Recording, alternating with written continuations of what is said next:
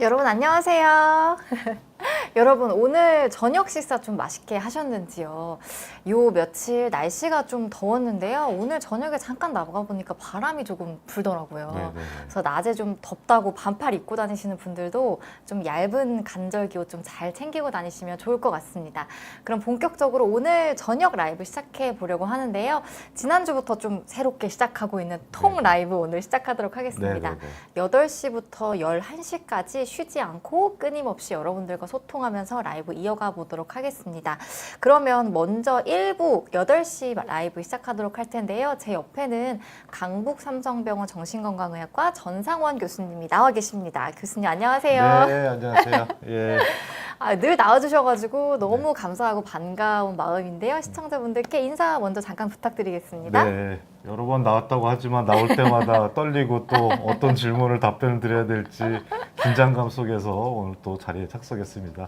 오늘 또 한번 열심히 한번 강의해 보도록 하겠습니다. 네, 아예 또 이렇게 겸손하시기까지 하신데요. 오늘 주제가 좀 굉장히 흥미롭습니다. 이제 어려운 용어로는 신체화 장애라고 제가 들었는데요. 네네. 이제 병원에 가도 아무리 가도 이제 아무런 이상이 없는데 네. 이제 몸이 좀 작고 아프시고 불편하신 분들은 이게 좀 신체적인 질환이 아니라 마음의 문제일 수도 있다. 이런 좀 질환이라고 들었습니다. 맞습니다. 네. 어떤 건지 개념 잠깐 한번 듣고 준비해 주신 강연 시작해 보도록 할게요. 네네네. 네. 우리가 실은 스트레스 받으면 여러 종류의 이제 우울증, 공황장애 여러 개가 오는데요. 그 중에 오늘 말씀드린 신체화 장애도 옵니다. 근데 신체 장애가 뭐냐면 몸이 여기저기 아픈데 아무리 검사해도 정상 소견만 받고 그냥 신경성입니다 이런 판정을 받아서 방치가 되는 질환인데요. 방치가 되다 보니까 뒤늦게 알아가지고 30년, 20년 동안 방치되다 오신 분도 있고 또 어떤 분들은 평생 이게 정신과적인 질환이라고 생각하고 치료가 될 수 있는지 전혀 모르고 그냥 지내시는 분도 많습니다. 네. 사실 굉장히 안타까운 것 같아요. 너무 막 네네. 나는 속이 불편하고 막 어디가 네네. 아픈데 그냥 뭐 어쩔 수 없다라는 네네네. 답변을 듣거나 좀 네. 해결할 수 없다는 답변을 들을 때 좀 답답하실 수도 있는데 네. 사실은 정신과적으로 치료할 수도 있다고 하니까 네. 이게 좀 어떤 건지 오늘 자세히 배워보고 네. 좀 도움을 받으실 수 있으면 좋겠습니다. 그럼 네네. 오늘 또 준비해 주신 강연이 아주 많아서요. 저는 좀 옆에서 지켜보고 네. 교수님의 강연 들어보도록 하겠습니다. 네. 궁금하신 점 질문 많이 주세요. 네, 감사합니다. 네. 네. 오늘의 주제, 앞서 말씀드렸듯이, 여기저기 몸이 아픈데, 정상 나왔습니다. 정상이래 아픈 데가 없대요. 하는 분들 실제로 정신적인 문제일 수 있습니다. 그거를, 질환명으로, 신체화 장애. 좀 생소하시죠? 실질적으로는 많이 안 알려져 있기도 하고, 그 이유는 굉장히 좀 조심스럽기 때문이다. 왜냐? 모든 검사에서 정상은 나와야 되기 때문에 여기저기 아프다고 정신건강학과에 왔을 때 무조건 신체장애입니다라고 얘기를 못 드리고 저런 과정들이 쭉 있고 또 정신적인 문제가 또 증명이 돼야지 붙일 수 있습니다. 그래서 이제 많은 분들이 그냥 모르고 지나가길래 오늘 한번 자세히 한번 알아보도록 하겠습니다. 네. 그 전에 이제 우리가 이제 다른 개념 하나를 좀 배울 텐데요. 우리가 스트레스를 받으면 급격하게 많이 오든지 아니면 가랑비 옷 젖듯이 살살살살 오랜 기간 스트레스가 쭉 오든지 하면은 몸에서 신경적인 정신적인 문제가 발생하는데요. 신경증 하면 좀 생소하고 같은 말로 이제 노이로제라고 합니다. 네. 확 와닿습니다. 예. 네. 노이로제 걸리겠다 이런 말 많이 하시잖아요. 노이로제 걸렸다. 네. 그래서 그걸 신경증이라고 하는데 그러면 스트레스가 이제 꼭 안 좋은 거냐? 그렇지는 않습니다. 이제 적당한 스트레스는 있어야 되는 건데 그 이유가 병균과 같습니다.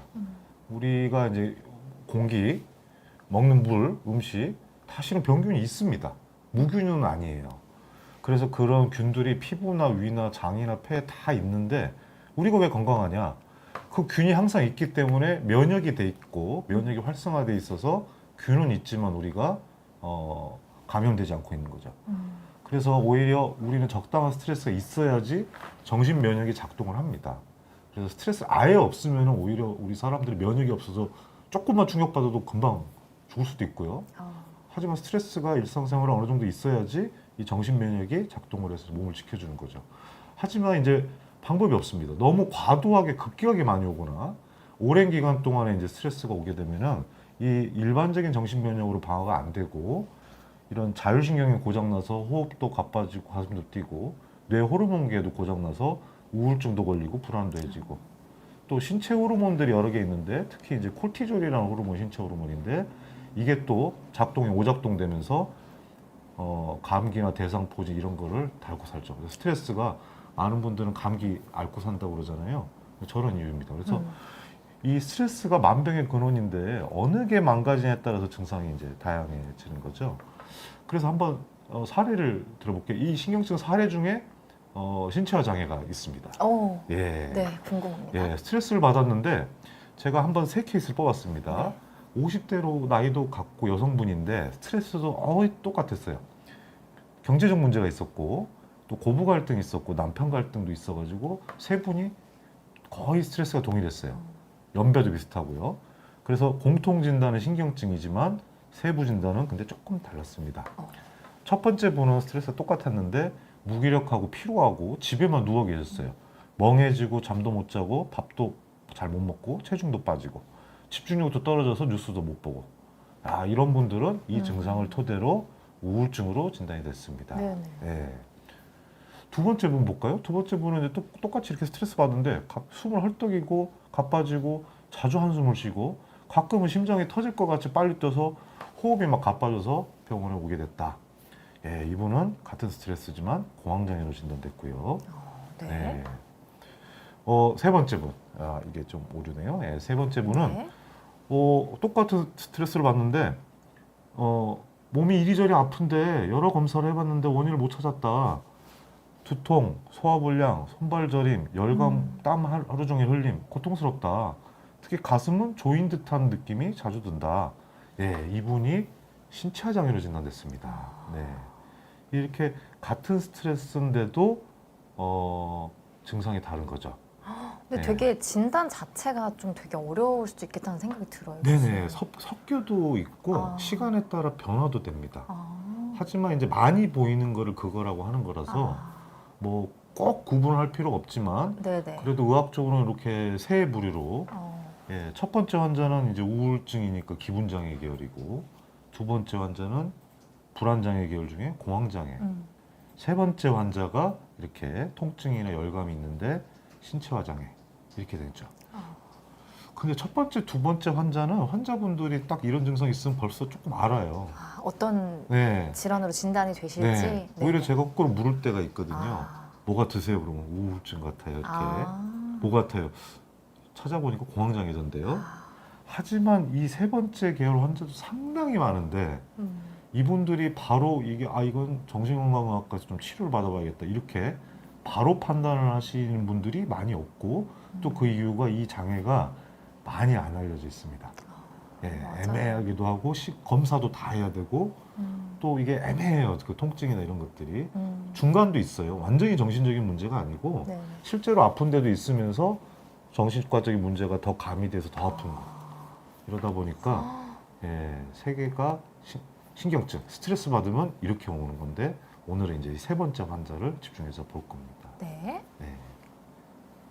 그래서 이 신체화 장애는 이제 신체 증상 장애와 같은 말이고요. 최근에 조금 이렇게 더 하도 안 알려져 있다 보니까 네네. 신체화 장애 하니까 어렵잖아요. 네. 그래서 이제 바꾸자 해가지고 어머. 외국도 영어를 바꿨고 우리나라도 신체 증상 장애 조금 더 와닿죠. 신체 증상 조금 장애. 더 쉬워졌어요. 네, 조금 더 쉬웠어요. 여전히 어렵지만. 근데 이거를 참 어떻게 더 쉽게 표현하기가 진단명 이렇게 쓸 수 없잖아요. 그러네요. 이게 용어 네. 자체가 조금 생소해서 네네네네. 조금 어려워하실 것 같아요. 네, 그래서 그냥 이렇게 설명하면 몸이 여기저기 아픈데 검사가 정상인 분들 이게 진단명이 될 수 없지만 이게 가장 이제 쉬운 예, 설명이 되겠습니다. 네. 예, 그래서 이렇게 아픈 곳이 엄청 많은데 병원 갈 때마다 정상이라고 그러고 큰 이상 없으니까 그냥 진통제나 이런 것들만 처방받고 오시는 분들 이런 분들 어디가 아프냐? 온갖 부위에서 다 아픈데 현대의학에서는 결국에 계속 이상이 없다 그러니까 난감해 하시는 분들입니다. 네. 한번 진짜로 신체장애 환자를 더 자세하게 한번 보겠습니다. 실제 환자분인데요. 네. 65세 여자 환자분이었는데 어깨, 등, 목, 특히 이쪽에 통증으로 고생을 수십 년 해서 정형외과도 가보고 재활학과도 가보고 모든 뼈, 관절, MRI도 찍어보시고 모든 신경과까지 가보셨어요. 근데 이상이 없다고 하는데 나는 아파요. 목도 아프고 막. 그래서 여러 병원 다니셨는데 원인을 들어본 적도 없고요. 하지만 통증이 너무 심해서 생활을 방해할 정도로 아픕니다. 그래서 진통제도 써봤는데 잘 듣지도 않고요. 이제 양방이 안 되니까 물리치료, 한방치료 다 한방치료. 해봤으나 차도를 못 받고 급기야 마지막은 신경 차단술까지 시술을 받았는데 시술까지. 네, 통증이 그대로인 거죠. 여기서 힌트인 거죠. 이게 왜 치료가 안 들을까요? 정신과적인 문제라서 그러겠죠. 네, 해결되지 않는 통증. 네, 맞습니다. 네. 그래서 이제 수십 년 그냥 이렇게 사셨어요. 그래서 더 이상 병원은 다니기도 귀찮아요. 왜냐면 어차피 똑같은 말 들을 거니까. 그런데 이제 또 문제가 이거예요. 원인이 없고 정상이라고 계속 하니 아프다 아프다 하면 가족들이 꾀병 취급해서 더 이상 관심도 길어지지 않고 가족들이 이렇게 얘기하는 거죠. 아니 아픈 거 없다는데 왜 또 아프다고 그러냐. 꾀병이다. 주변에서 이제 반응이 싸늘해서 통증에 대해서 이제 얘기할 것도 없고 상의할 것도 없어졌습니다. 이게 가장 어떻게 보면 힘드신 부분일 수도 네네네. 있을 것 같아요. 아무도 안 알아주지 알아주고 눈에도 안 보이고 네. 검사로 아, 나타나지도 않고 네네네. 내과 정형외과 가도 그냥 집에 가십시오. 괜찮다. 뭐 이렇게 네. 하시면. 네. 힘들겠죠. 네네. 그래서 이분은 저한테 찾아왔는데 이걸 알고 찾아오신 게 아니고요. 이렇게 오래되니까 무력감, 좌절감, 우울증, 짜증도 커지고 예민성도 커지고 잠도 이제 못 자게 되니까 이걸 해결하기 위해서 오셨지 신체화 장애라고 알고 오신 게 아니었어요. 답답함 때문에 네. 가신 거네요. 대부분이 이렇습니다. 야. 대부분이 이걸 알고 찾아오시는 게 아니고 이걸로 파생된 불면증, 우울증을 네네. 치료하고자 온 거죠. 그래서 이분은 어떻게 오셨어요 했더니 아프다는 얘기는 아예 하지도 않고 나 우울증 걸렸고 불면증 걸렸으니까 우울증 치료해 주십시오. 이렇게 시작이 된 거죠. 그래서 예 들어보니까 우울증이 많네요. 하지만 제가 이렇게 얘기를 들어보니까 모든 검사 이상도 없고 통증이 있었고 그리고 또 심리적으로 증명됐습니다. 누적된 스트레스가 확실히 많았습니다. 그래서 이분은 우울증, 불면증 치료 이전에 더 선행 질환인 신체화 장애를 오랫동안 앓다 보니 파생 질환으로 우울증, 불면증이 왔구나. 예, 요렇게. 그리고 대부분의 케이스가 이런 케이스입니다. 근데 사실 먼저 네. 이제 환자분께서 어디 뭐 아프다, 통증이 있다라는 말을 하지 않으시면은 네네. 거기까지 이렇게 진단이 되는 게 진짜 어려울 것 없습니다. 같다는 생각이 들어요. 그리고 저런 겁니다라고 설명하려면 또 처음 듣는 거기 때문에 네네, 너무 생소해서. 참 저랑 얘기해야 되죠. 네. 그랬더니 이제 이분이 이제 와. 내 통증이 원인이 정신과 문제고 정신과 치료해야 된다고요? 네, 이렇게 되는 거죠. 깜짝 놀라셨겠네요. 네. 네. 어렴풋이 알고 있지만 나는 정신적으로 건강했고 지금까지 아파 본 적은 없었고 정신적으로 난 건강하다 생각했기 때문에 전혀 놓쳤던 부분들이 많은 거죠. 네. 그래도 어쨌든 제가 설득을 해서 이제 뭐 치료를 들어가죠.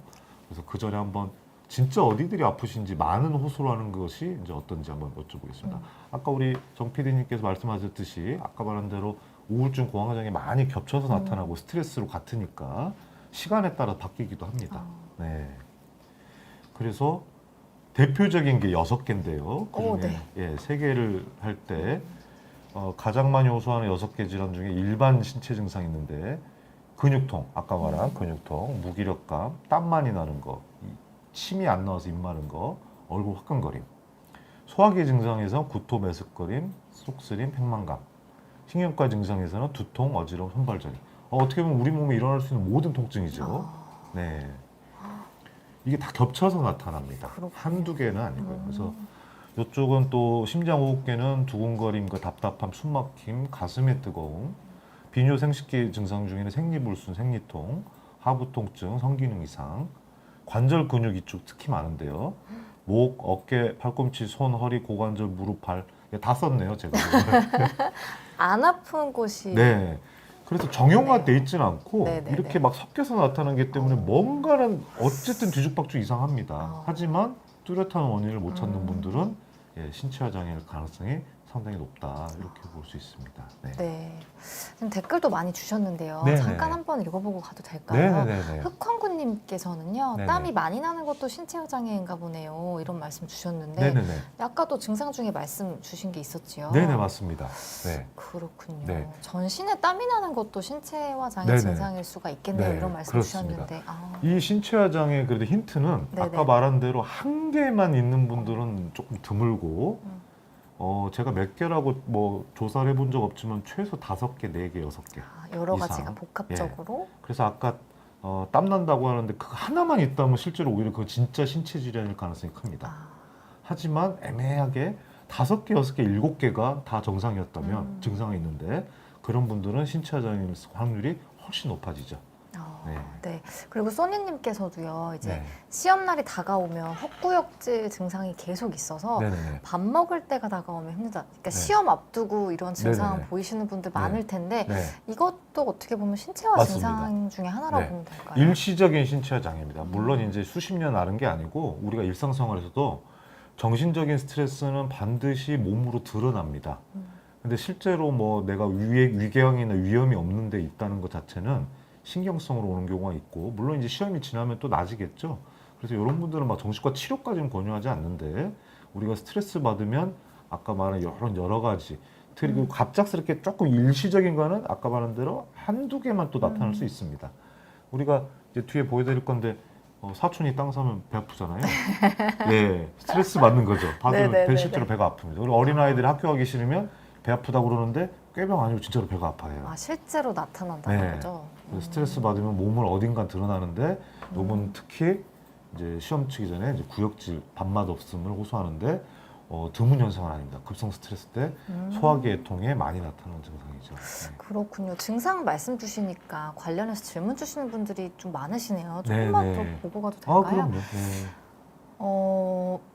베로니 제이님께서도 이제 간병을 하신 이후에 다양한 네네. 증상들이 나타나셨다고 네네네. 신체화 장애라고 실제로 진단을 좀 받으신 것 같아요. 아, 네네네네. 맞습니다.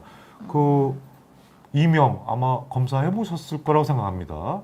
비골간염 물론 다친 데가 없으니까 명확하죠. 어, 폰드주의 농양이나 두통 등 아마 뭐 두통도 아마 뭐 이렇게 해봤겠죠. 네. 정신건강과에서 진찰받았는데 신체화 장애라고 했으면 그냥 아프다고 다 신체화 장애라 하진 않고 아마 저것이 정말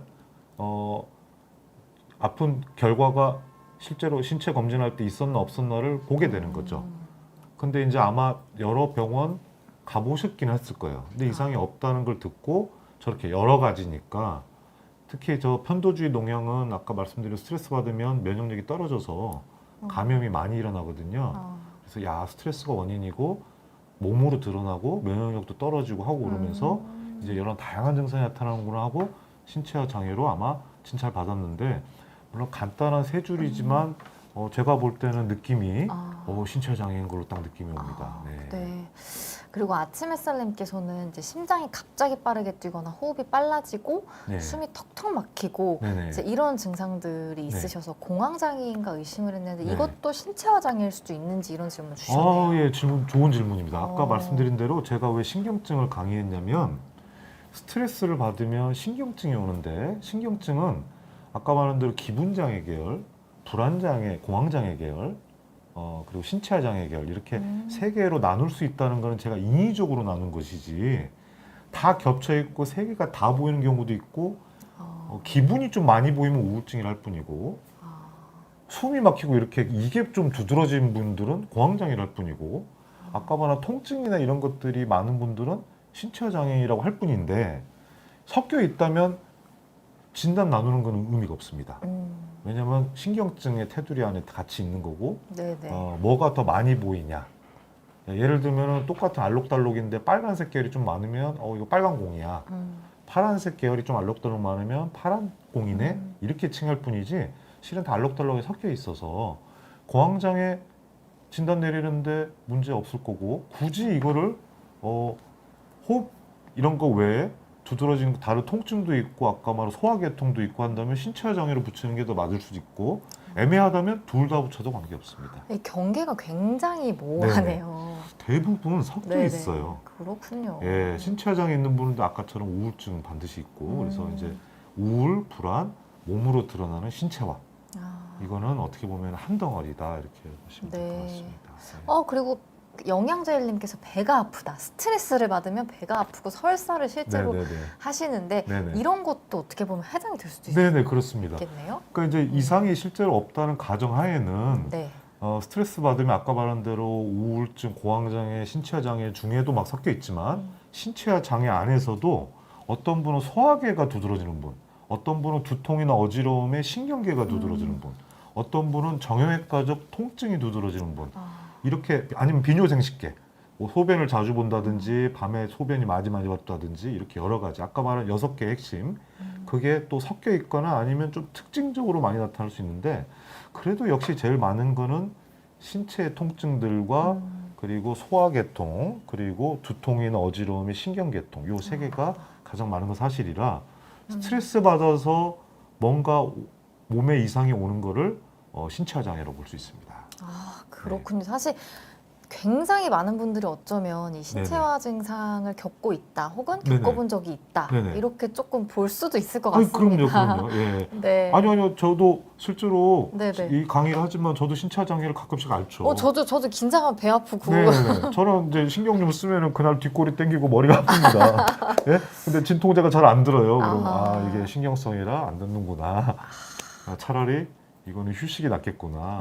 예, 이렇게 저도 겪는 증상이죠. 네. 그렇군요. 네. 어떻게 보면 좀 교수님도 겪으신다고 하니까 네네네네, 어떻게 보면 좀 그럼요. 위로가 될 수도 있을 것 네. 같은데요. 네. 구체적인 증상에 대해서 좀 배워봤고 네. 계속해서 준비해 주신 내용 이어가 보도록 하겠습니다. 네네네. 그래서 결국에 진단을 어떻게 내리냐 다 설명드린 내용입니다. 검사상 이상이 없는데 일반 치료 잘 안 들었을 때 그리고 이제 정신과적인 스트레스가 누적됐거나 이랬을 때 진단을 내리게 되니까 어려운 진단은 아닙니다. 예, 먼저 선행 결과들이 있기 때문에 그래서 이분들은 이제 결국에 이게 정신과적인 건가 잘 이해를 못 하실 경우에는 진통제, 소화제 엄청 많이 드시는데요. 실제로 그냥 약간의 이제 위약 효과, 먹었으니까 낫겠지라는 안심 네네네. 효과지 실제로 두통이 확 없어지고 소화가 확 잘 되고 이러지는 않습니다. 그리고 이제 상당히 괴로운 게 이게 아까 겹쳐서 나타난다고 했으니까 올해 스트레스 받을 때는 두통 쪽으로 많이 나타났다가 작년에는 스트레스 받았을 때는 소화기로 나타났다가 이게 또 변하니까 심지어 달라져요. 증상도 달라진다. 그러니까 그냥 올해는 그냥 배가 많이 아팠는데 이상이 없으니 이상하네 지나갑니다. 올해는 또 머리가 많이 아프거든요. 근데 검사에 이상 없대 그냥 지나갑니다. 이게 한 덩어리라는 게 이해가 되게 어렵죠. 예. 그렇군요. 네. 그래서 이제 여러 이제 중에 이제 그래도 대한민국 사람들 조사해 보니까 제일 많은 게 가슴 답답함, 2번이 두통, 3번이 소화불량, 4번이 어깨와 목의 통증. 그래서 아까 말씀드린 대로 그런 게 있어도 검사했더니 이상이 없는데 상담해 봤더니 역시 심리적 유발 요인이 본인이 모르든 알든 있다고 확정이 될 때 진단은 충분히 가능합니다. 네. 네.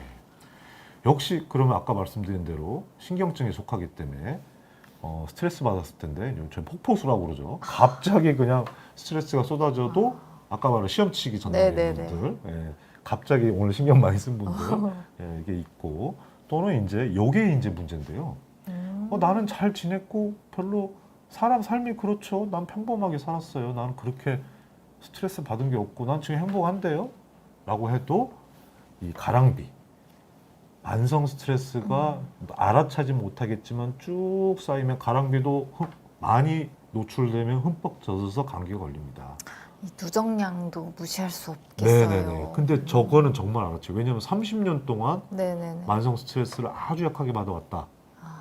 그러면은 그게 이제 몸으로 드러나는 게 정신적인 문제라고 인정하기도 싫고 인정이 잘 안 되죠. 그렇겠네요. 네, 그래서 저게 제일 하는데요.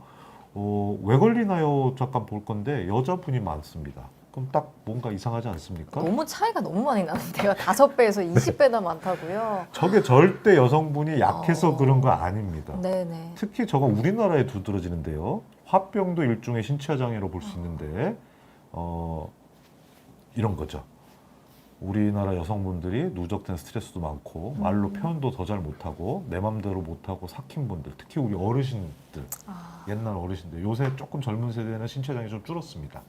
여성분들에 있어서. 솔직하게 오히려 네, 표현을 발산을 많이 하는 하시니까. 거니까. 네네. 근데 우리 옛날 어르신들 솔직히 시집살이도 많이 하신 분 많고 남편과 대화도 툭 터놓고 못하는 분들이 많아가지고 우리 어르신들 중에는 신체장애 훨씬 많고 그중에 여성분들 많은 건 어르신들한테 더 두드러지죠. 젊은 사람도 근데 남자라고 해도 똑같이 이렇게 사회 문화적으로 억압돼 있고 말 못하고 지내고 그러면 남자분들도 신체화 증상이 반드시 보이게 돼 있습니다. 네. 네. 이제 이런 거죠. 옛날 분들 시댁살이 며느리 가족들한테 힘들다고 말 한마디 못한 분들, 그리고 이런 분도 있습니다. 투병을 오랫동안 했는데 아유 나 우리 엄마 더 이상 모시기 싫어 힘들어 이렇게 말 못하죠. 그쵸. 그러면 꿋꿋하게 투병하지만 그게 누적돼서 그만하고 싶다고 말도 못하고 삭히면서 지냈을 경우에 신체장애 겪는 분들 많습니다. 그래서 대부분 검사에서 이상 없다고 그럴 때 이런 거 몇 개만 물어봐도 아 걸릴만 하시네요 하고 금방 느낌이 오는 경우가 많죠. 그래서 네. 사실 지금 흑한구님께서도 말씀 주셨는데 우리나라는 특히 힘들다고 좀 이야기하는 것보다 뭐 참는 게 미덕이다. 그렇죠. 약간 그런 문화적인 이유도 네. 있어서 좀 더 그럴 수도 있겠다는 생각이 외국은 들어요. 조금 적습니다. 솔직하게 좀 네네. 감정을 잘 이야기하시니까요. 오히려 솔직한 게 어떻게 보면 거만할 수도 있는데 네네. 외국 계열의 신체 장애가 우리나라보다 많이 낮고요. 우리나라에서도 특징이 여성분이 많은 게 그 네네. 여성분의 그 우리 어르신들, 어머님들의 그 고충을 이해할 수가 있죠. 그렇군요. 네. 좀 슬프기도 하고요. 네, 앞으로는 많이 낮을 겁니다. 이제 네. 이런 거를 원리를 하고 오늘 배워가지고, 물론 오늘 밤에 갑자기 가족들 다 모아놓고 그냥 내가 하고 싶은 말이 딱 할 수는 없지만 네. 조금 아신다면 그래도 내뱉고 조금 섭섭함도 얘기할 수 있고. 그러니까요. 그렇게 되면 시차 증상 안 걸린 거죠. 그러니까 적절히 표현하는 게 정신 건강에는 더 이롭다고도 할 수 그렇습니다. 있겠네요. 네, 그래서 치료법도 환기요법이 뒤에 나오는데 정말요? 말만 하고 터놓고만 해도 신체 증상이 낮아집니다. 그래. 그러니까 뭐 어떤 친구들하고 수다. 약을 먹거나 뭐 그 네. 이전에 네. 우리 어르신들만 어머니들끼리만 모이면 남편 욕하잖아요. 그거 나쁜 거 아닙니다. 그거 자체가 치료예요. 우리 남편 더 그래. 우리 남편 더 그래 이게. 그리고 이제 며느리끼리 모이면은 둘째 며느리, 셋째 며느리, 시어머니 같이 욕하면 혼자 낑낑대는 것보다는 훨씬 확률이 적어지죠. 네. 그렇군요. 원래도 네. 치료법도 궁금한데요. 네네네. 계속 이어가 보겠습니다. 네, 요거는 이제 넘어가겠습니다. 아까 말씀드린 네. 대로. 예. 네, 결국에는 이제 이런 가랑비에 옷 젖듯이 스트레스가 뭔지도 모르는데 계속 받아오면은 신체화 장애가 되는 건 확실합니다. 네. 근데 이제 이게 그럼 왜 신체화라고 했냐? 이제 명확한 이제 우리 인간은 스트레스를 받으면 일종의 방어를 합니다. 그게 뭐냐? 억압, 꾹꾹 눌러놓습니다. 생각 안 하려고. 머리 깊숙이 넣어놔버려요. 근데 머리 깊숙이 넣어놔도 삐질삐질 나오거든요. 나 안 좋아, 나 상태가 안 좋아, 나 좀 어떻게 해줘, 나 지금 힘들단 말이야. 그거를 삐질삐질 나오는 게 몸으로 신호를 보내는 겁니다. 네. 그러니까 어떻게 보면 내 정신이 나는 괜찮다고 꾹 눌러놨어요. 꾹 참았어요. 하지만 머릿속에서 신호를 보내는 거죠. 참았어? 근데 실제로 좋지가 않아. 너 지금 상태가 안 좋아. 그러니까 억압이 몸으로 드러나는 게 여기저기 아프게 된 거죠. 사실은 안 괜찮은 건데. 네네. 그렇죠? 이거가 심리학적인 굉장히 중요한 기전으로 밝혀져 있습니다. 네. 네, 그래서 그 기전이 신체화니까 맨 처음에 신체화 장애라고 했다가 좀 더 이해하기 쉽게 신체 증상 장애로 변한 거죠. 예. 생물학적 원인은요 그림으로 보여드리겠습니다. 네. 우리가 이런 데가 아프잖아요. 네. 근데 우리 정 PD님 제가 여기 네. 엄청 꼬집었어요. 네. 그러면 실제로 여기가 아플까요? 네. 그렇죠. 네. 하지만은 여기서 느끼는 겁니다. 네. 마취를 생각해 보면 됩니다. 네네네. 우리 마취할 때 여기를 마취하는 게 아닙니다. 전신 마취는 뇌를 그러네요. 마취시키는 거죠. 네. 뇌를 마취시키면 이런 데 통증이 안 느껴지는 거죠. 네네. 그러니까 우리가 여기 꼬집으면 여기 꼬집어서 여기가 아파요라고 뇌에서 이렇게 꼬집으면 아파 여기가 인지하는 거고요. 뇌가 야, 인지를 해서 여기가 네네. 아프다는 말씀이죠? 야 아프니까 피해 이렇게 다시 보내는 겁니다. 네네. 그래서 실은 허상입니다. 여기 꼬집어가지고 아픈 거 있잖아요. 실제로는 여기가 진짜 아픈 게 아니고 머리에서 아프다고 느낍니다. 머리를 마취시키거나 약제를 쓰면요. 아무리 꼬집어도 아프지 않은 이유가 여기 신호가 안 오기 때문입니다. 솔직히 여기를 엄청 세게 꼬집어도 안 아픈 거죠. 그러네요. 그래서 허상이에요. 이런 데 아픈 데가. 근데 그래서 정신과적으로 스트레스를 받으면 여기가 망가지니까 복잡한 기전이 있는데 여기가 망가지니까 신호를 거꾸로 잘못 보내는 거예요. 아프다고. 여기는 지금 멀쩡한데 멀쩡한 신호가 갔거든요. 근데 여기서 해석이 잘못되는 거예요. 스트레스 받아서 뇌가 망가지면 네. 그러면 잘못 인지돼서 아프네 이렇게 되는 거예요. 그래서 지금 어깨가 지금 여기가 멀쩡해요. 멀쩡하다고 신호를 보내는데 뇌에서 인지를 아파 이렇게 신호를 보내니까 실제로 아픈 것처럼 느끼는. 이게 생물학적인 원인인 거죠. 이게 왜 그러냐? 스트레스를 만성으로 받으면 뇌가 망가지는 거죠. 예. 그 그림으로 보여드리는 게 빨라서 넘어갔습니다. 네. 예. 그 뇌를 뜯어보면 이렇게 됩니다. 이렇게 여기가 이제 말초인데요. 다 이렇게 정보가 들어와가지고 뇌로 올라가서 여기서 신호 판단을 합니다. 네. 그러다 보니까 우리가 여기저기 아픈 거는 뇌가 잘못됐다고 생각하는 거고 뇌가 왜 잘못됐냐? 스트레스는 뇌의 신경을 공격하죠. 네, 이런 피부를 공격하기도 하는데 실제로 가장 먼저 건드리고 크게 망가뜨리는 건 뇌기 때문에 그렇습니다. 네, 이게 생물학적인 원인이고 그래서 요거죠. 센서가 고장 나니까 이런 데가 잘못 누르면 알람이 잘못 울리는 거죠. 예. 이거 살짝 이렇게 만졌어요. 그러면 그냥 아이고 그냥 간지러운 거 긁었네 이렇게 되는데 센서가 고장 나면 이렇게 살짝 하면 엄청 아픈 거예요. 여기가 아프다고. 그래서 화재 경보기 센서가 머리에서 스트레스로 고장 나면 멀쩡한데 불났다고 이런 데서 신호를 보내는 거예요.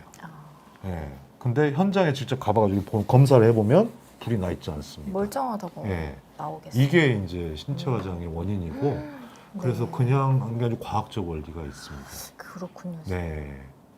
그래서 뭐 치료 전에 혹시 뭐 네, 댓글 조금 보겠습니다. 네. 많은 분들 좀 댓글 주셨는데요. 네. 사실 이제 우리나라의 어떤 그런 사회 문화적인 이유 때문에 더 그런 네네. 것 같다라고 좀 공감을 많이 해주고 계시네요. 네네네. 그리고 또 나그네님께서는 이런 말씀도 주시네요. 네네. 사건, 사고, 뉴스 같은 거 많이 봐서 네네. 좀 뇌가 좀 부정적으로 바뀌고 아픈 네. 것 같기도 합니다. 이런 또 네. 의견을 주셨는데요. 네. 저게 원인은 될 수 없지만 뇌의 휴식을 취하고 아까처럼 뇌가 편안하게 되는 걸 방해하는 요소는 되죠. 영향은 줄 수 있다는 네네. 말씀이시죠? 뭐 저거 많이 봤다고 솔직히 신체 화장이 우리가 아까 말한 대로 정신 면역이 어느 정도 있습니다. 네. 저희는 어느 정도의 일상생활 스트레스 아침에 일어나기 싫으시잖아요. 네. 근데 왜 참고 가죠? 그거 스트레스예요, 실은. 그 출근하기 싫은 거, 네. 학교 가기 싫은 거. 그렇지만 우리는 그 정도는 참고 일상생활 하는 정도의 면역이 돼 있는데 실질적으로는 이제 면역이 깨져가지고 뇌가 이제 뒤죽박죽 될 때는 그 치료법은 휴식과 이제 레크리에이션인데 저런 부정적인 것들이 계속 주입이 되면 뇌가 쉴 수가 없는 거죠. 그래서 저게 원인은 아닐 수 있어도 분명히 내가 회복하는 데는 저의 요소라 아마 어느 정도 영향력이 있을 겁니다. 그렇군요. 뇌를 좀 환기시켜주고 휴식을 시켜주는 게 네. 좀 굉장히 좀 치료에 중요한 부분이다라는 말씀을 네네. 좀 주셨습니다. 네네. 혹시 전환장애 이런 것도 있나요? 네네. 네. 신체화 장애 안에는 이제 전환 장애라는 것도 있는데요. 저건 상당히 어떻게 보면 좀 설명이 어려운데 전환 장애는 신체화 장애 중에서도 가장 극심한 겁니다. 아, 그래요. 전환 장애라는 게 뭐냐면 팔다리 마비가 오는 거거든요. 실제로 마비가 오는 네, 거예요? 실제로 마비가 오고 감각이 이상해져요. 아까 처럼 아프지 않은데 아프다고 그러고 안 네네. 아픈데 아프다고 그러고 감각과 감각과 움직임 마비도 되고 이런 것들이 신경성으로 이상이 오는 건데 뇌 검사해 보면 아무 이상 없습니다. 급작스러운 스트레스를 받았거나 네. 억압이 너무 세면은 신체 장애 극단으로 가는데 그게 팔다리나 몸에 마비, 감각 이상, 운동 이상으로 나타나고요. 어떤 분은 몸이 굳어져요. 근데 신경적으로 MRI 찍고 아무리 검사해서 이상 없으면 정신과로 오는데 저희가 전환장애라고 진단을 하죠. 신체화 장애의 일부분이고 굉장히 극단적인 케이스가 많지는 않습니다. 저 정도 가는 분은. 하지만 의학적으로는 정신과 쪽으로 설명이 됩니다. 그러니까 좀 마비가 되고 굶는 증상까지도 나타날 수도 있다라고 네네네. 좀 말씀을 주셨습니다. 네. 그리고 미르슈아님께서요. 네네. 이제 신체화 장애랑 화병이랑 네. 혹시 어떤 차이인지 궁금하다고. 네네. 제가 조금만 부정적인 생각이나 안 좋은 곳에 신경을 쓰면 가슴이 답답하고 네네. 이제 숨이 조금 막히는 느낌 들어서 화병 같은데 네. 혹시 이게 심장마비 같은 그런 어떤 극단적인 상황도 올 수 있는지 네. 걱정이 되셔서 좀 네. 질문을 주셨습니다. 네. 신체장애 화병이랑 차이를 궁금합니다. 차이를 두실 필요가 없습니다. 신체장애 안의 화병인데 신체화 장애 여러 개 중에 가슴 조임과 가슴 뜨거움, 답답함 요거가 신체화 증상 중에 많이 나타나는 걸 떼서 화병이라 할 뿐입니다. 네. 신체화 장애 안에. 다 포함되어져 네. 있는 개념이라고. 근데 신체화 장애 아까 말씀드린 검사상 이상이 없다고 그랬죠? 네네. 그래서 대부분은 좀 괴롭긴 하더라도 급격한 심장마비, 뭐 신경계 마비라든지 급격한 응급적인 증상은 솔직히는 발생하진 않아서 안심을 하셔도 됩니다. 실제 기질적 검사에 이상이 없는 한은 정신적인 문제가 해서 괴롭긴 하지만 실질적으로는 큰 문제 되는 경우는 없다.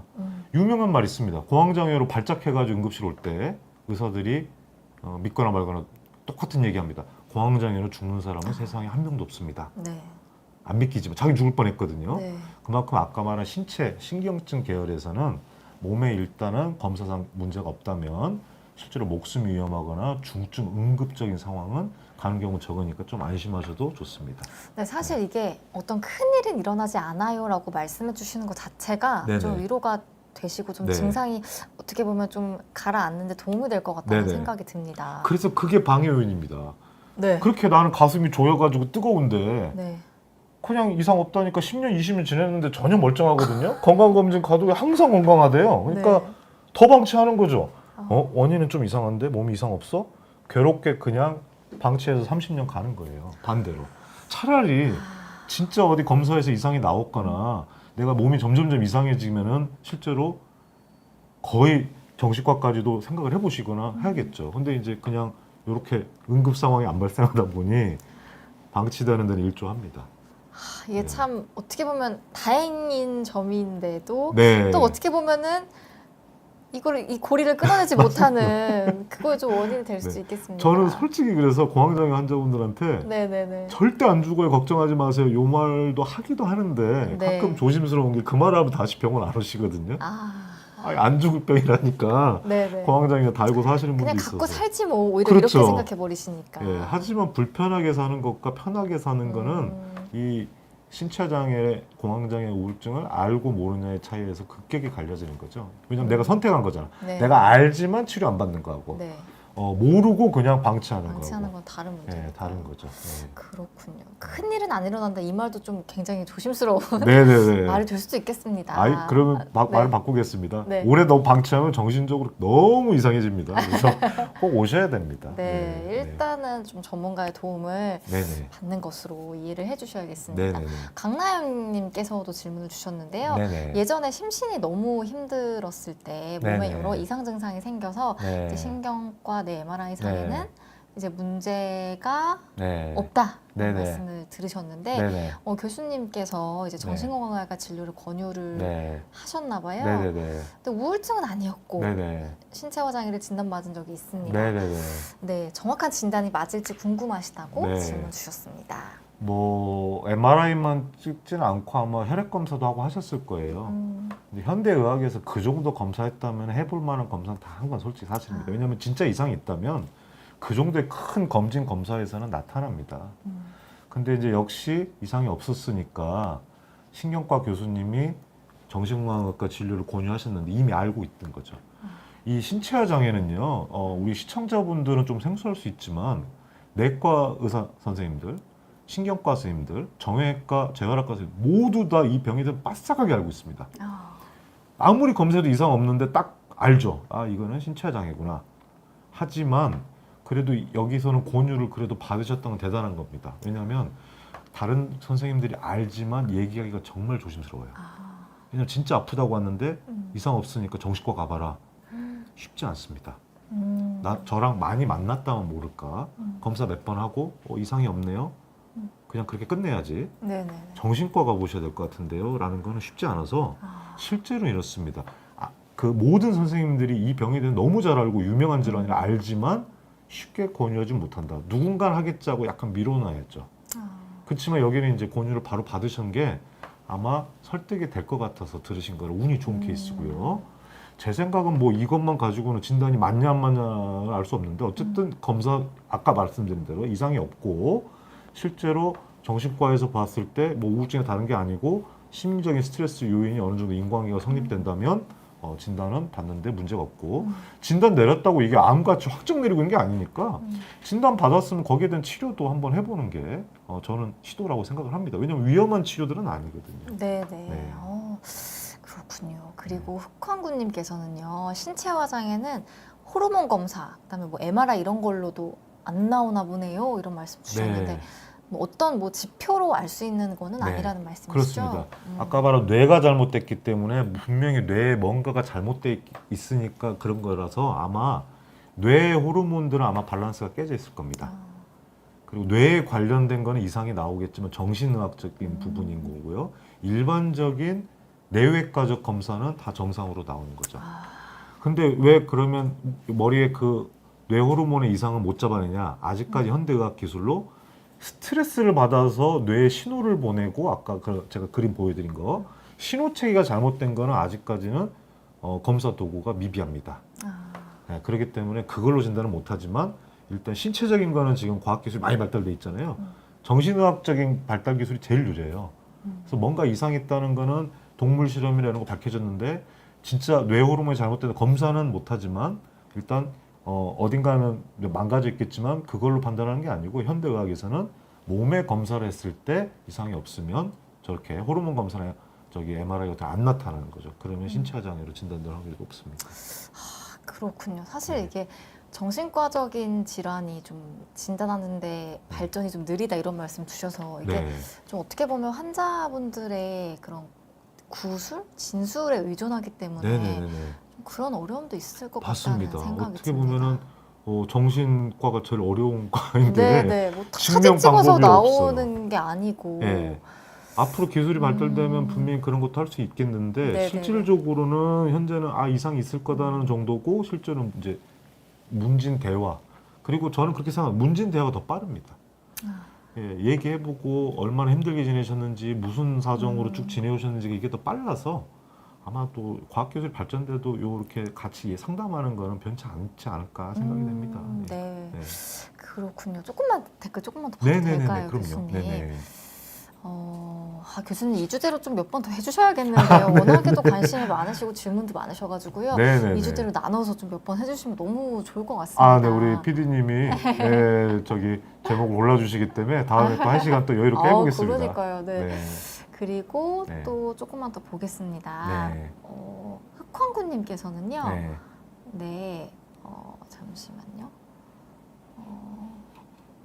그 신체화 장애가 일어나는 경로가 환상지 현상, 이 전문 용어가 나왔는데 환상지 네, 현상. 이거는 뭐 이제 아까 말한 대로 꼬집으면 아픈 게 머리에 느끼듯이 팔이 절단된 분들은 팔이 있다고 느끼는 거예요.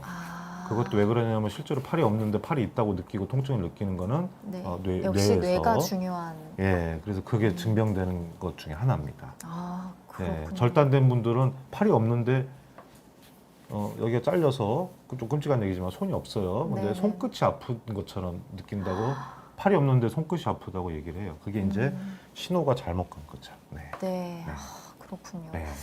그리고 또 KKKI님께서는 네. 전자파나 햇빛에 고통을 느낀다는 분들도 있는데 네. 이것도 신체 화장의 증상이고 어떻게 네. 보면 정신질환 중에 하나인지 궁금하시다고 말씀을 주셨습니다. 네.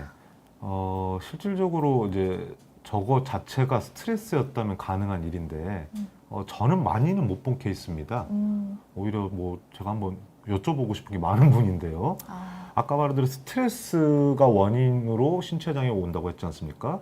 전자파 햇빛 자체가 신체 장애를 일으킨다기보단 스트레스를 전자파나 햇빛을 우리는 어떤 사람 햇빛 좋아하잖아요. 어떤 사람 전자파 이렇게 예민하지 않잖아요. 근데 이제 저런 전자파 소리를 느끼는 거나 햇빛 자체를 스트레스를 느끼는 분들은 신체화 장애로 나타날 수는 있겠죠. 하지만 이제 저게 아주 흔한 스트레스는 아니라서 조금 특수 케이스이지 않을까.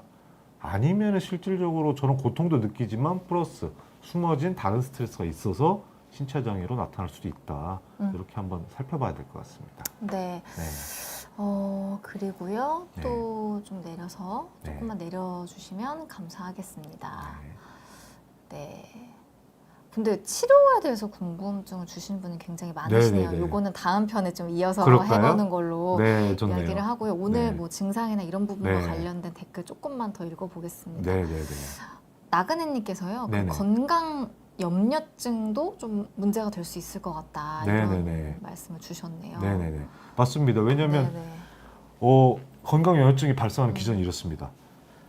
나는 목이나 어깨가 엄청 아파요. 그리고 심장이 조여와가지고 막 심장 경색 같아. 그래서 심장내과, 정형외과 다 검사를 수도 없이 받았는데 정상이래. 그럼 어떤 느낌 들까요, 여러분? 뭔가 의사가 못 찾아내는 죽을병이 있다. 아, 더 다른 네. 원인이 있을 것이다. 나는 정말 희귀질환을 앓고 있다.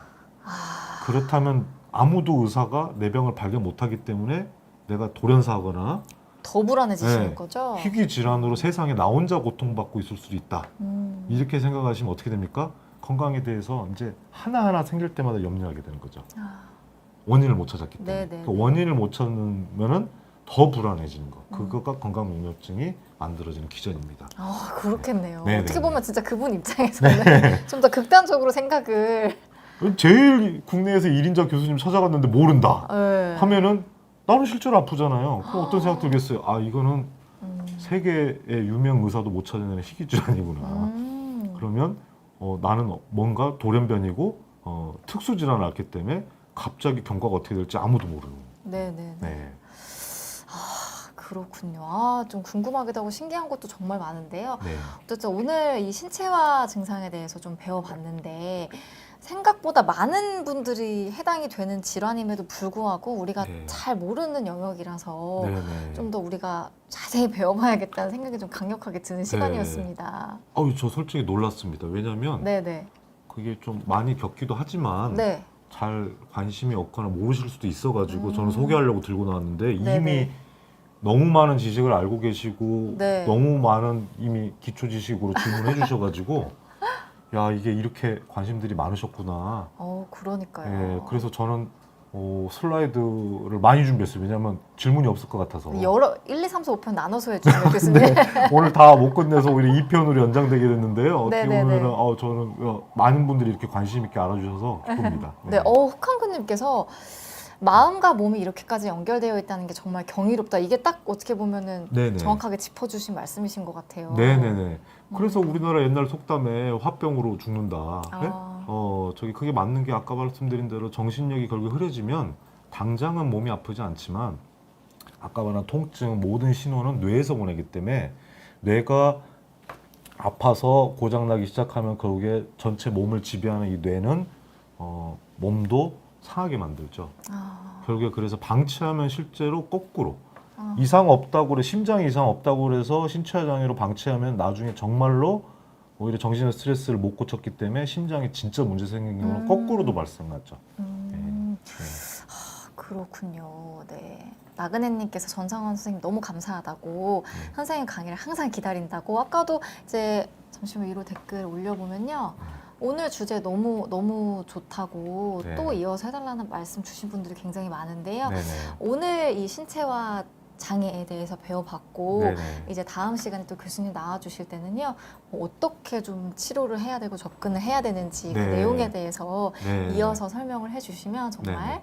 감사하고 유익한 시간 될 것 같습니다, 네네네. 교수님. 늘 늘 너무 감사합니다. 감사한 네네. 교수님께 감사의 말씀을 드리고요.